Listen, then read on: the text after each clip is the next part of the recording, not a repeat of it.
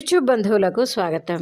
ఈరోజు మనం చెప్పుకోబోయే కథ పేరు తండ్రి కొడుకు.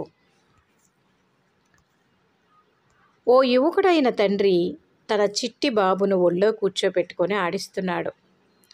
ఇంతలో ఎక్కడి నుండో ఓ కాకి వచ్చి ఎదురింటి పెంకులపై వాలింది.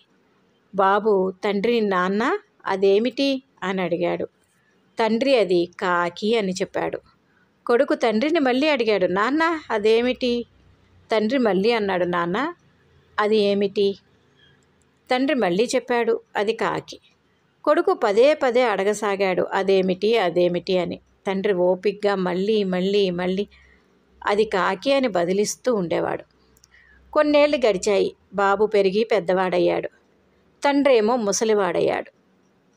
ఓ రోజు తండ్రికి చాప మీద కూర్చున్నాడు. ఎవరో అతని కొడుకుని చూడాలని వచ్చినట్లుంది. తండ్రి కొడుకుని అడిగాడు, ఎవరు బాబు వచ్చింది? కొడుకు వచ్చిన అతని పేరు చెప్పాడు. కొంతసేపటికి మరొకరు వచ్చారు. ఎవరొచ్చారు అని తండ్రి అడిగాడు. విసుగ్గా కొడుకు బదులిచ్చాడు, మీరు ఓ చోట ఊరికే పడి ఉండకూడదు. పని పాట లేదు కానీ ఎవరొచ్చారు ఎవరు పోయారు అంటూ దినమంతా ఒకటే ఆరాలు తీస్తుంటారు. తండ్రి గట్టిగా నిట్టూర్చాడు. చేత్తో తల పట్టుకున్నాడు ఎంతో బాధతో.